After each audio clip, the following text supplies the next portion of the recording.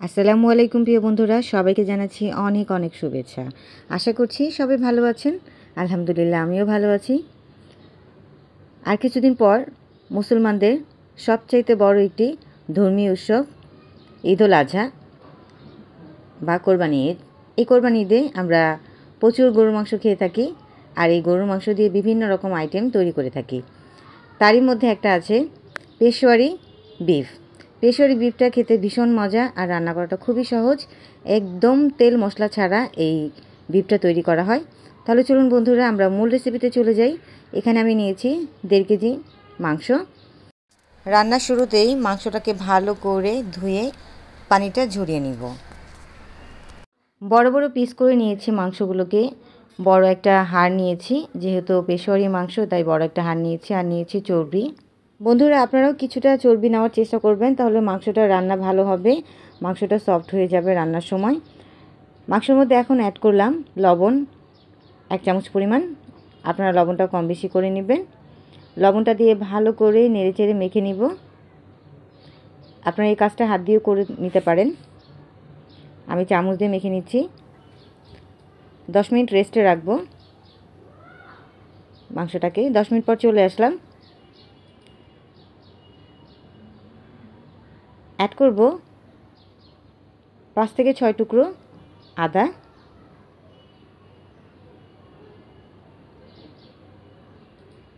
Add করছি পেঁয়াজ। আমি আস্ত পেঁয়াজ দিচ্ছি, 4-5টা দিয়ে দিবেন আপনারা।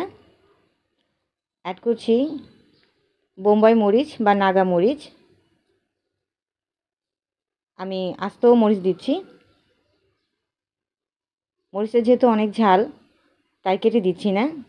এভাবে আস্ত দিলে সুন্দর একটা মিষ্টি ফ্লেভার আসবে। এখন অ্যাড করলাম ঘি।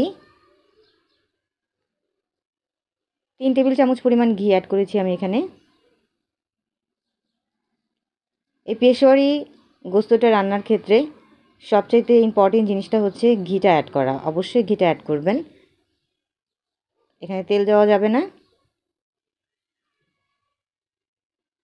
ঘিটা দিয়ে আমি 10 মিনিট রেস্টে রাখবো। 10 মিনিট পর চুলায় বসিয়ে দিয়েছি। দেখুন বন্ধুরা, ধোঁয়া উঠে গেছে, গরম হয়ে গেছে। এখন হালকাভাবে নেড়েচেড়ে নিব।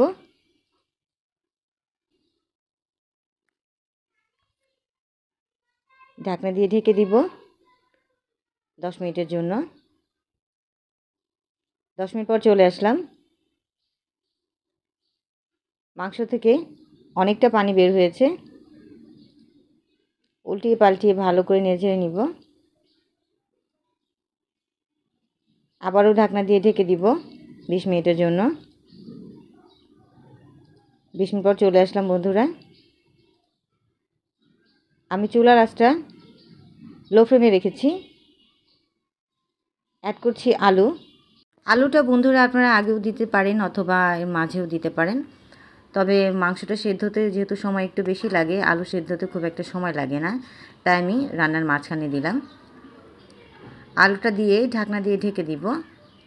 আর চুলার জালটা একদম মিডিয়াম টু লো ফ্লেমে রেখেছি। তাহলে আস্তে আস্তে মাংসটা সেদ্ধ হবে, একদম সফট হয়ে যাবে।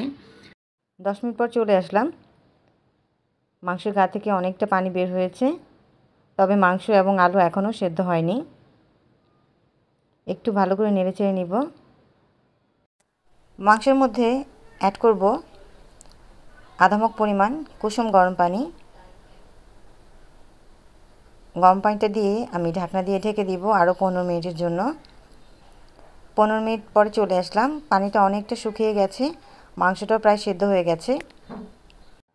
পেশোয়ারি বিফ রান্নার ক্ষেত্রে অবশ্যই ঘিটা অ্যাড করবেন। ঘিটা অ্যাড করলে সুন্দর মিষ্টি একটা ফ্লেভার আসে, খেতেও ভীষণ ভালো লাগে।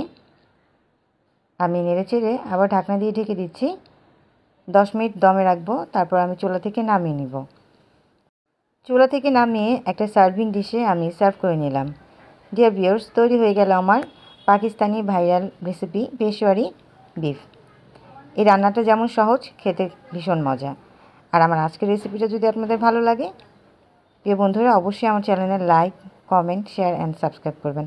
যারা এর মধ্যে সাবস্ক্রাইব করেছেন তাদেরকে অসংখ্য ধন্যবাদ। আর যারা সাবস্ক্রাইব করেনি তারা প্লিজ সাবস্ক্রাইব করে আমার পাশে থাকবেন, আমাকে সাপোর্ট করবেন। আপনাদের একটা সাপোর্ট আমাকে অনেক দূর এগিয়ে নিয়ে যাবে। আশা করছি সবসময় আমার পাশে থাকবেন। বন্ধুরা আজকের এই রেসিপিটা কেমন হলো তা অবশ্যই আমার ইনবক্সে জানাবেন। আজ এই পর্যন্তই। পরবর্তীতে আবার নতুন একটা রেসিপি নিয়ে আপনাদের মাঝে হাজির হব। ততক্ষণ পর্যন্ত ভালো থাকবেন। আল্লাহ হাফেজ। ঈদ মোবারক। আসসালামু আলাইকুম।